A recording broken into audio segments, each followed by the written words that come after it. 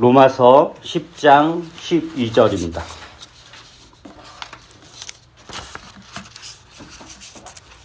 이런 중요한 날에는 늘 사람이 적겨옵니다.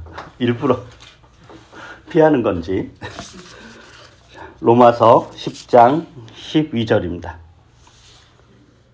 제가 읽겠습니다. 유대 사람이나 그리스 사람이나 차별이 없습니다. 그는 모든 사람에게 똑같이 주님이 되어주시고 그를 부르는 모든 사람에게 풍성한 은혜를 내려주십니다. 알다시피 이 로마서의 주된 주제는 우리가 믿음으로 구원을 얻는다, 이런 구원과 관련된 이야기 같지만, 사실 이 로마서의 핵심적인 주제는 뭐냐면은 유대인과 이방인의 화해입니다. 예수 그리스도의 구원이 유대인들만을 위한 것도 아니고 이방인들만을 위한 것도 아닙니다. 예수 그리스도의 구원은 사람과 사람 사이에 막혀있는 담, 유대인과 이방인 사이에 막혀있는 담을 허물고 원수된 것을 화해시키고, 그리고 하나님의 나라에서 사랑과 평화, 정의를 이루어가는 것, 이게 예수 그리스도가 가르쳐준, 우리에게 주신 구원입니다. 그러므로 하나님의 나라에서는 차별이 있을 수 없습니다.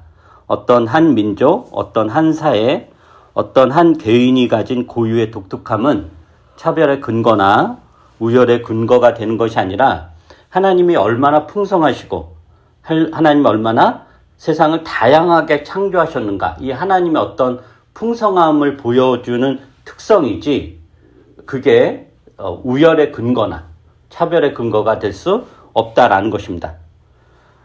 모두가 다르고 그래서 서로 차이가 난다라는 것은 잘못된 것이 아니라 하나님 나라의 풍성함을 보여줍니다. 그런데 이제 이 유대인들은 자신들이 아브라함의 후손이다라는 것을 근거로 해서 하나님의 구원은 자신들에게만 있고, 그리고 이방인들이 구원을 받으려면 자신들이 세운 어떤 종교 체계, 자신들의 종교 체계에 들어와야 한다라고 가르쳤습니다. 할례를 행해야 된다든가 정결례법을 지켜야 된다든가. 특히 이제 복음서에서 이 바리새파 사람들과 예수님이 서로 자주 적대적 관계로 묘사가 되잖아요. 그죠? 근데 그 이유는 뭐였냐면은, 유독 이제 바리새파 사람들이, 물론 이제 다른 사람들도 예수님의 사역을 비난하고 비판하긴 했지만, 바리새파 사람들이 유독 비난했고, 그 주된 이유는 뭐였냐면은, 예수님과 제자들이 하나님을 믿고 하나님 나라를 전파하는데 그들의 삶을 보니까 율법을 지키지 않는다라는 거였습니다. 근데 이 바리새파 사람들의 율법은 뭐였냐? 자신들과 이방인을 구별하는 정결예법이 주를 이루었고, 이 정결예법을 철저하게 지키는 것으로 그들의 구원을 확인했습니다.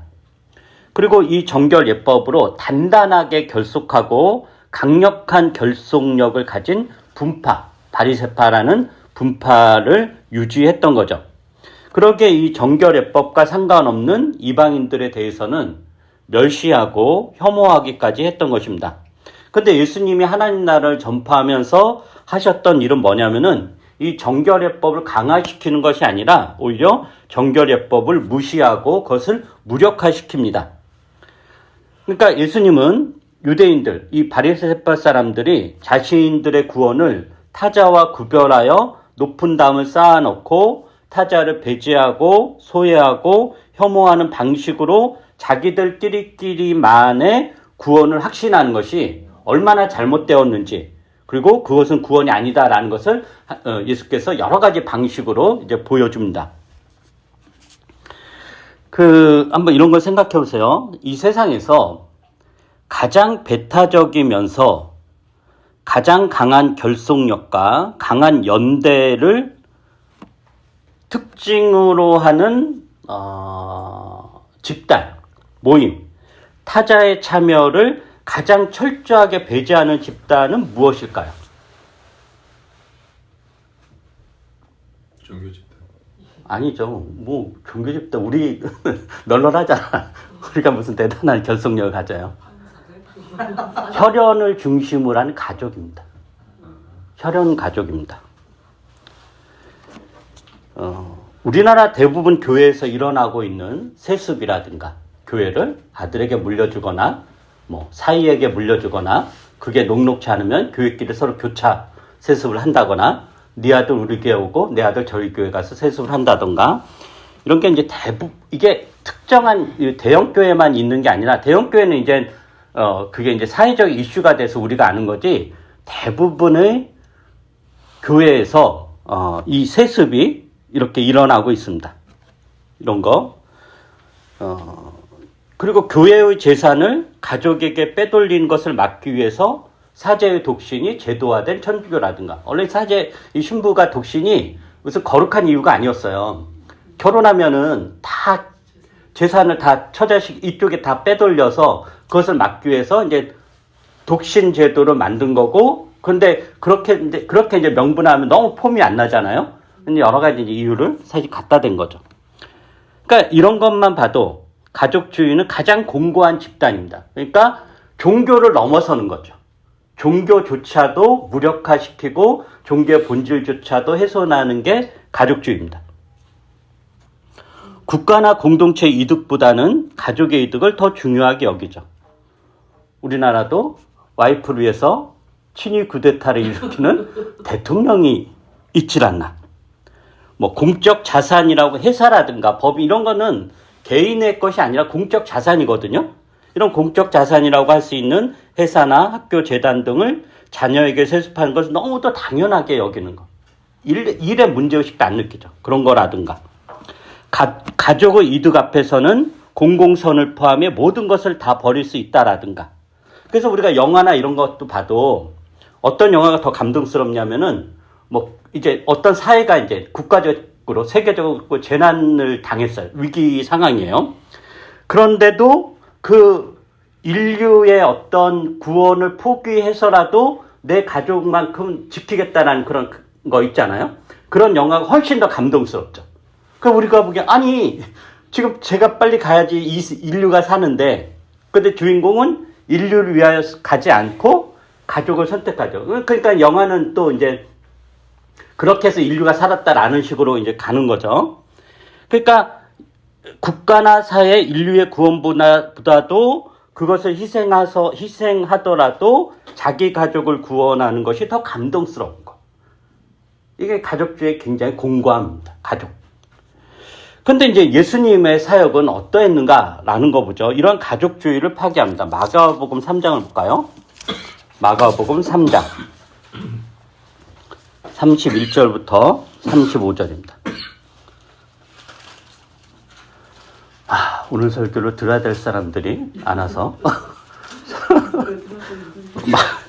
마가복음 주님의 뜻이겠죠.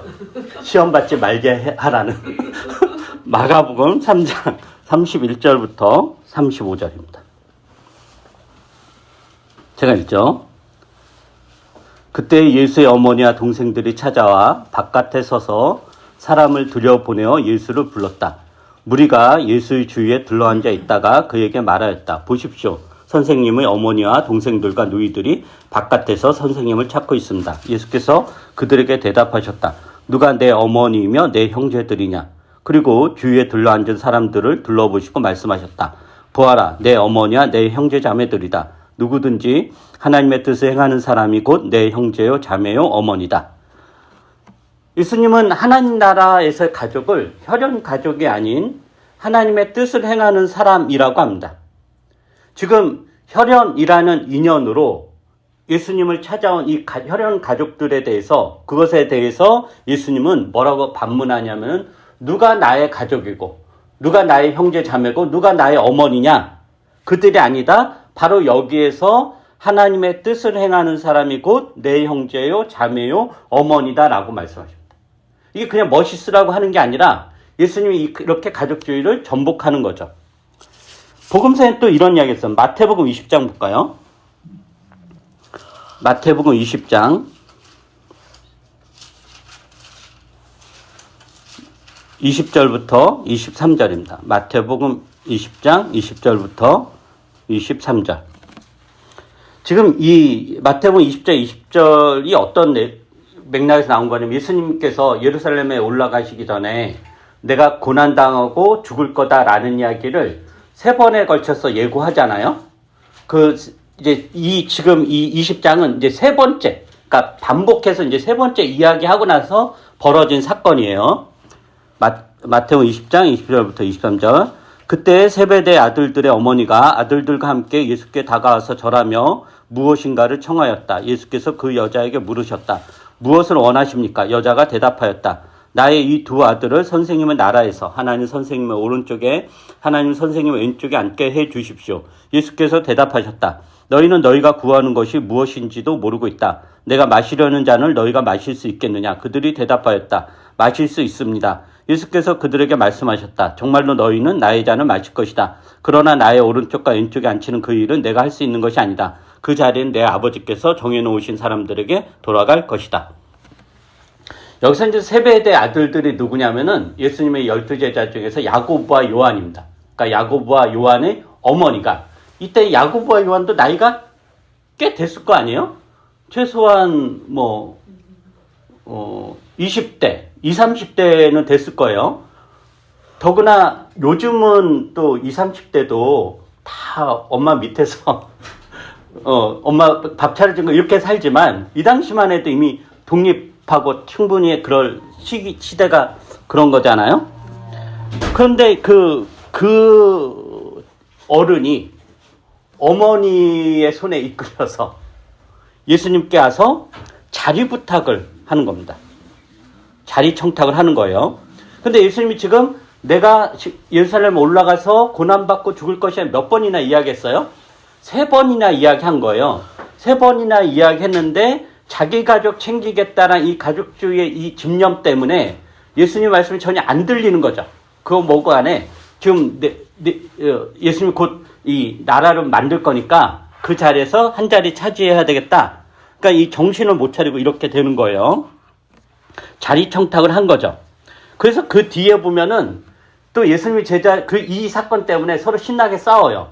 그 신나게 싸우는 게 이유가 뭐였냐면은 너희들 예수님이 고난받고 이렇게 힘든 상황인데 어떻게 그런 이야기를 할 수 있냐. 이것 때문에 싸운 것이 아니라 선수를 쳤기 때문에 싸운 거죠. 선수. 엄마까지 동원해가지고.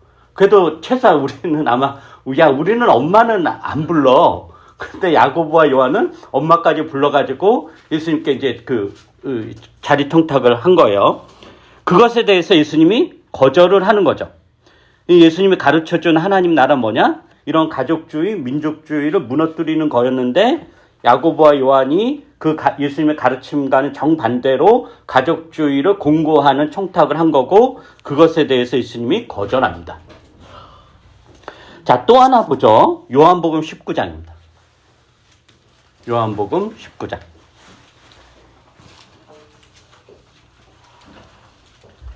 요한복음 19장 25절부터 27절입니다.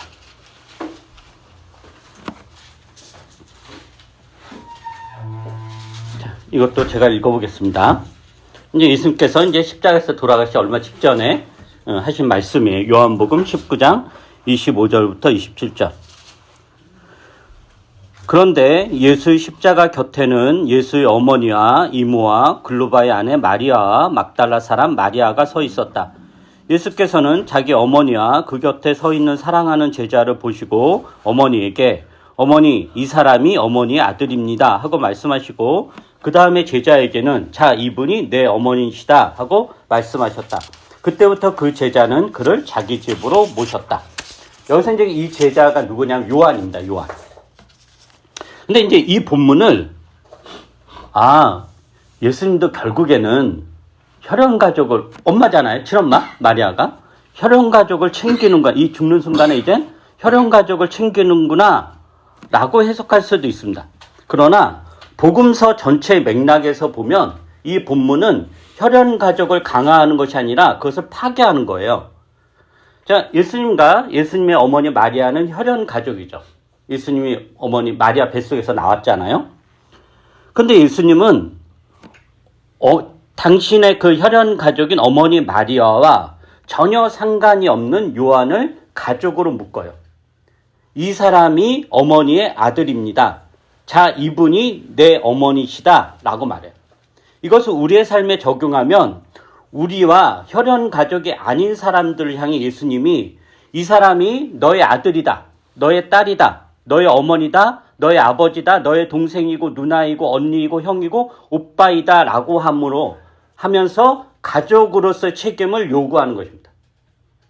그러니까 기독교 신앙은 혈연 가족주의를 공고하는 것이 아니라 오히려 무력화시키고 약화시켜서 가족의 범위를 혈연 관계를 넘어서 확장시키는 겁니다.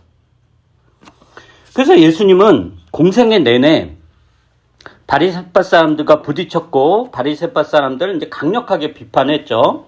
근데 어떤 것을 비판했냐면은 바리새파 사람들이 신앙을 지키는 방식에 대해 비판했습니다. 바리새파 사람들은 어떤 식으로 그 신앙을 지켰냐면은 부정한 사람이 있으면 그 부정한 사람과 거리를 두고 격리하는 방식으로 그들의 신앙을 지켰습니다. 그러니까 피해 다니는 것을, 저기 이제 부정한 사람이 있어요. 그러면은 한 100m 앞에 있다. 그럼 이제 피해 가는 거죠. 피해 가는 걸로 이렇게 신앙을 지켰어요. 그러나 예수님은 혈루증을 피를 흘리고 이제 부정한 여인인데 그 혈루증을 앓는 여인이 자신을 접촉하는 것을 막지 않으셨고 죄인과 세리들과 같이 식사를 교제를 나누면서 바리새파 사람들의 정결 예법을 철저하게 무시했습니다. 즉 정결 예법을 통해 그들만의 세계를 단단하게 구축하고 타인을 배제하는 방식에 대해서 예수님이 강력하게 저항했던 거죠. 이게 하나님 나라입니다. 그리고 이러한 예수님의 사역은 사도행전에서 베드로의 체험을 통해 이렇게 표현되는데요. 사도행전 10장 볼까요? 사도행전 10장.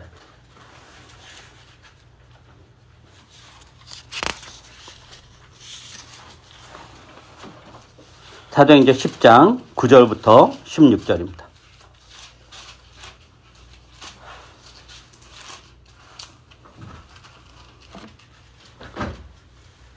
제가 읽겠습니다. 이튿날 저들이 길을 가다가 욥바에 가까이 이르렀을 때 베드로는 기도하려고 지붕으로 올라갔다. 때는 오정쯤이었다. 그는 배가 고파서 무엇을 좀 먹었으면 하는 생각이 들었다. 사람들이 음식을 장만하는 동안에 베드로는 항울경에 빠져 들어갔다. 그는 하늘이 열리고 큰 보자기 같은 그릇이 네 기퉁이가 끈에 매달려서 땅으로 들이어져 내려오는 것을 보았다. 그 안에는 온갖 네발 짐승들과 땅에 기어다니는 것들과 공중의 새들이 골고루 들어있었다. 그때 베드로야 일어나서 잡아먹어라 하는 음성이 들려왔다. 베드로가 대답하였다. 주님 절대로 그럴 수 없습니다. 나는 속되고 부정한 것은 한 번도 먹은 일이 없습니다. 그랬더니 두 번째로 음성이 다시 들려왔다. 하나님께서 깨끗하게 하신 것을 속되다고 하지 말아라. 이런 일이 3번 있은 뒤에 그 그릇은 갑자기 하늘로 들려서 올라갔다. 아까도 이야기했듯이 유대인들은 정결 예법에 따라서 먹어도 되는 음식과 먹으면 안 되는 음식을 철저하게 구별했습니다. 그것으로 유대인과 이방인을 구별했고 이방인들을 속되고 부정하다고 여겼죠. 예수님의 사역은 그것을 깨트리는 거였습니다. 3년 내내. 그런데도 베드로는 예수님의 수제자라고 여겼던 베드로조차도 예수님이 부활하고 승천하시고 난 이후에도 전혀 그거에 대한 깨달음이 없고 오직 구원은 유대인에게만 이렇게 이제 생각을 했고 이방인과 자신을 철저하게 구별했던 거죠. 그것에 대해서 하나님께서 예수님께서 이 한상을 통해서 베드로를 다시 이렇게 깨우치는 거죠. 그러니까 베드로조차도 이 유대주의 틀 안에 갇혀 있었단 말이에요. 그 이 한상을 통해서 이제 그 틀이 깨집니다. 그 뒤에 이제 고넬료 이야기가 나오고 고넬료가 이제 성령을 받는 사건이 이렇게 생기는 거죠. 그래서 이 환상 이후로 베드로는 이방인들도 성령을 받을 수 있구나. 이방인들도 하나님 나라에 들어올 수 있구나. 정결 예법이라든가 할례라든가 이런 것과 상관없이 이방인들도 하나님 나라 백성이 될 수 있구나를 비로소 베드로가 알게 되는 겁니다. 자, 이제 이런 이야기를 해보죠. 차별은 어디에서 나오는 건가요? 차별의 근원은 뭘까요? 근본적으로 자신과 자기 집단을 지키기 위해서입니다. 자신이 속한 집단을 지키기 위해서 우리가 어떻게 해야 되죠? 강력한 결속과 강력한 연대가 있어야 됩니다. 그래서 우리가 단일 민족, 단일 혈통, 단일 종교, 순수한 혈통 이런 걸 되게 중요하게 여기고, 그리고 그런 게 굉장히 강조되는 어떤 민족이나 국가나 집단일수록 어떤 강력한 결합과 강력한 연대를 이야기합니다. 그리고 그것을 우리 진영을 지켜야 되니까 그렇게 강력한 결속과 강력한 연대가 작동되고, 그리고 그것은 그 강력한 연대와 그 결속은 자기들에게 속하지 않는 집단이나 개인에 대한 차별, 혐오, 배제, 소외로 나아갑니다. 즉 우리 집단을 지키기 위해서 강력하게 결속한다는 것은 동전의 양면처럼 자동적으로 타 집단에 대한 배제, 차별, 혐오로 나아간다는 것이죠. 그렇기 때문에 강력한 결속, 강력한 연대는 악을 낳을 수밖에 없습니다. 죄악을 낳을 수밖에 없습니다. 왜냐하면 반드시 타자에 대한 폭력으로 작동하기 때문입니다.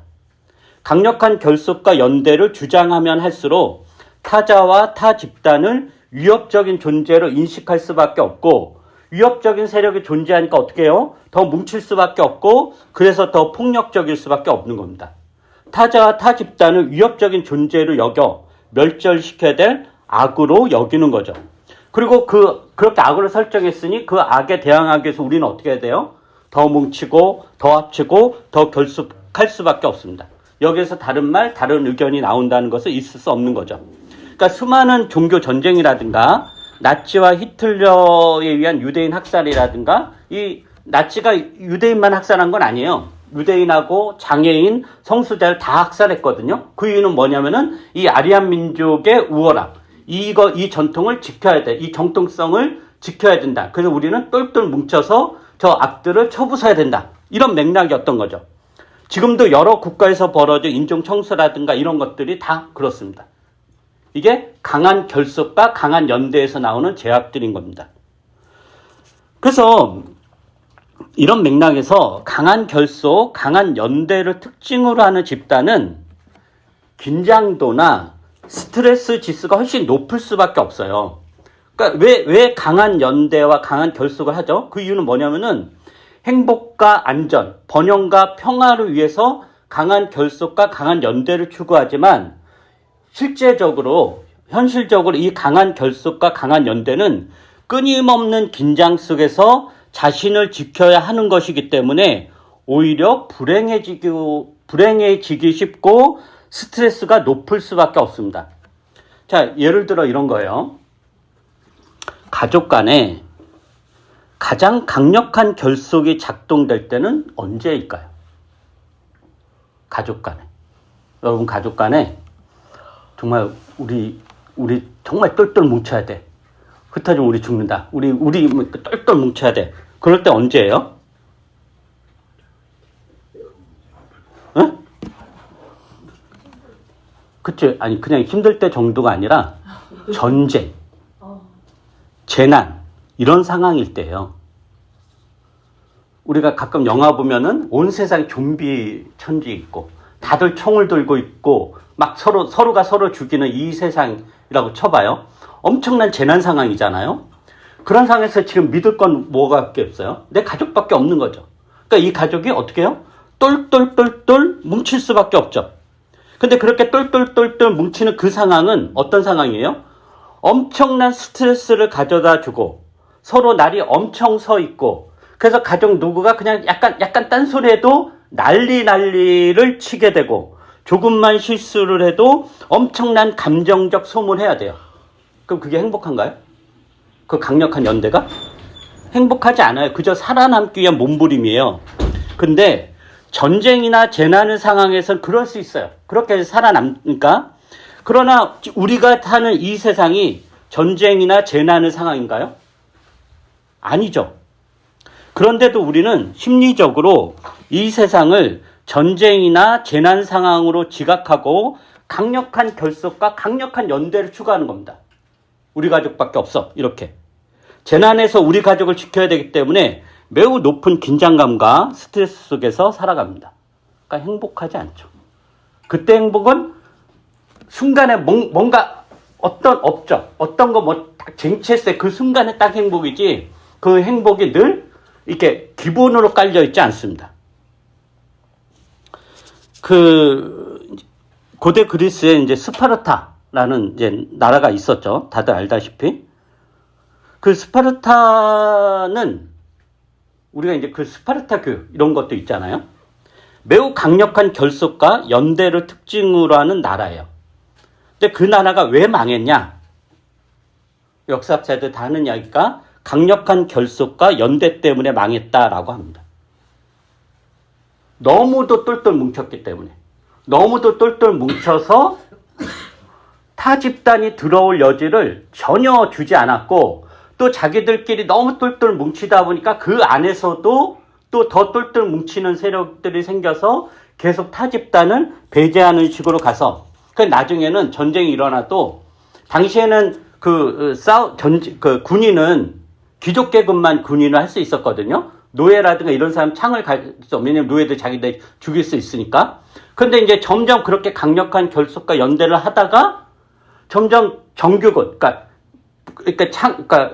싸울 수 있는 전력은 점점 줄어들고, 왜냐면 타자를 전혀 못 끼어들게 하니까. 그럼 점점 노예는 더 늘어나고, 그래서 전쟁이 일어나도 싸울 사람은 없고, 그런 식으로 해서 이제 망했다라고 합니다. 그래서 진정한 행복은 뭐냐? 느슨한 결속과 느슨한 연대에서 나옵니다.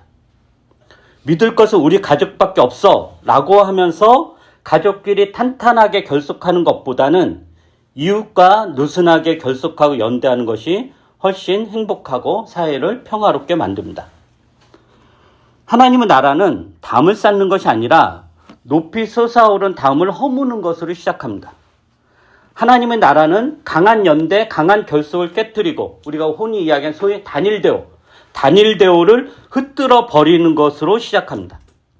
하나님의 나라는 느슨한 연대, 느슨한 관계, 느슨한 결속과 결합으로 이루어집니다.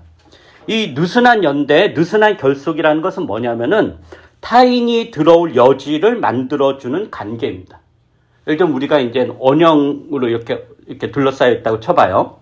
강한 결속은 우리가 이제 팔짱을 서로 끼고 이렇게 꽉 뭉쳐있는 거예요. 여기에 누가 들어오면 안 되니까. 그럴 때 같이 있다는 것으로 인한 어떤 응집력, 행복은 있을 수 있어요. 그냥 계속 그 힘을 유지하기 때문에 스트레스가 엄청 높아져요. 그리고 설사 누가 들어올까봐 긴장하게 되고 안 행복하단 말이에요. 그러니까 하나님 나라에서의 그 연대는 뭐냐면은 그냥 서로 이렇게 손을 그냥 살짝 잡는 거예요. 그러니까 누가 들어와요? 그러면 이거 손 넣어주고 너도 여기 들어와. 이렇게 해주는 거예요. 즉, 이 느슨한 연대, 느슨한 결속이라는 것은 타인이 들어올 여지를 만들어주는 관계입니다. 그래서 하나님의 나라는 타인이 앉을 자리를 늘 비워두는 거죠. 그래서 복음서에서도 잔치 자리를 만들어 놓고 뭐라 그래요? 빨리 사람들 모셔와라.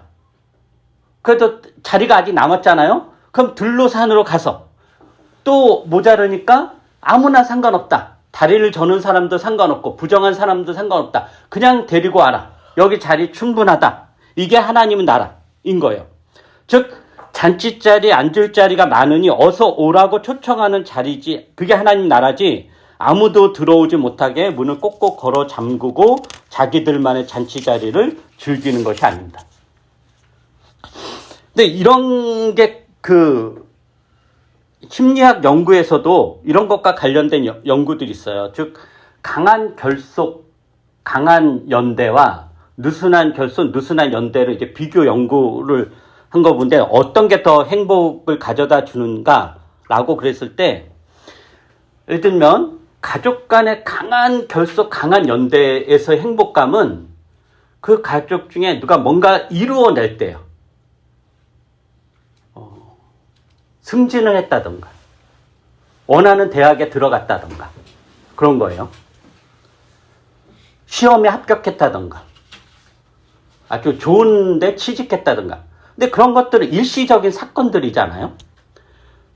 근데 그럴 때만 잠깐 기쁘고 나머지 일상에서는 이제 그것을 이루기 위해서 팽팽하게 긴장해야 되는, 그래서 행복이라든가 이런 게 훨씬 떨어진다라고 그래요. 그러면 느슨한 결합, 느슨한 연대, 어떤 게 더 행복하냐? 그냥 느슨한 연대, 느슨한 행복은 이웃 간에 이렇게 지나다가 그냥 낯선 사람에게 미소를 띄워주는 거. 우리 오늘 해부에 애쓰지 않게 경문 형제가 자기가 받은 선 미소 이런 이야기 썼었는데, 그러니까 이웃 간의 느슨한 결합과 결속이 훨씬 더 행복을 가져다 준다라는 거예요. 그러니까 가족 간의 강한 결속은 행복을 주긴 하지만 높은 긴장감과 스트레스를 동반하기 때문에 편안하지가 않아요. 늘 긴장 상태죠. 이러다 무너지면 어떡하나. 이러다 떨어지면 어떡하나. 늘 긴장 상태인 거예요. 그러니까 강한 결속으로 인한 행복감은 무언가 성공을 하거나 성취했을 때 행복을 느끼지 일상에서 행복을 느끼는 것은 드뭅니다. 그러나 이웃 간의 느슨한 연대, 느슨한 결합, 즉 이웃 사람에게 가볍게 인사를 한다든가, 길을 가다 길을 양보하고 미소를 짓는다든가, 누군가 나에게 친절을 베풀었으면 고맙다고 인사를 한다라든가, 길을 가다가 내가 저 사람한테 인사할까 말까 고민하고 평상시에 쌩 깠는데 그냥 인사하니까 저 사람도 긴장된 표정 있다가 내가 인사하는 거 보고 미소를 짓는다든가, 이런 경험들. 길을 가다 길을 양보하고 하는 거.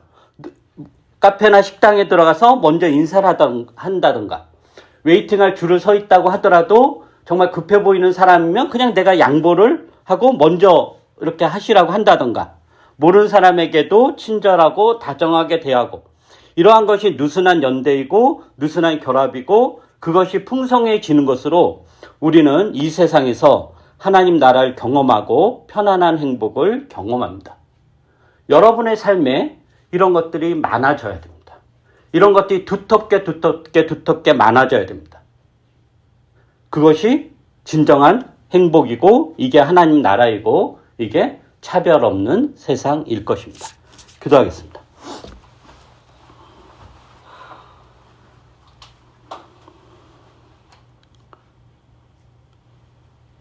거룩하신 주님, 주님께서는 온 세상을 창조하시고 온 세계의 피조물이 서로 협력하여 연대하며 평화롭게 살라고 하셨습니다. 그것이 진정한 행복의 길이고 복된 길이라는 것을 주님께 여러 가지 방법으로 우리에게 알려주셨습니다. 그런데도 우리는 우리의 행복을 위해서 계속해서 성을 쌓고 담을 더욱더 높이 세우며 그 안에서 안전을 추구하려고 합니다. 근데 그러려면 우리가 우리를 지켜야 되기 때문에 너무 많이 긴장하게 되고 피곤하게 되고 삶이 괴롭기 십상입니다. 또 더 나아가 이러한 것에서 악이 나온다는 것을 우리가 오늘 말씀을 통해서 다시 한번 확인합니다. 하나님 나라가 어떤 나라인지, 이웃을 우리의 자리에 초대하고 내 앉는 자리에 옆 사람을 같이 끼워 앉을 자리를 마련한다는 것이, 이것이 무엇인지, 그리고 이게 얼마나 우리에게 복된 길인지를 오늘 말씀을 통해서 다시 한번 확인할 수 있도록 은혜를 베풀어 주시옵소서. 감사드리며 예수님 이름으로 기도합니다. 아멘.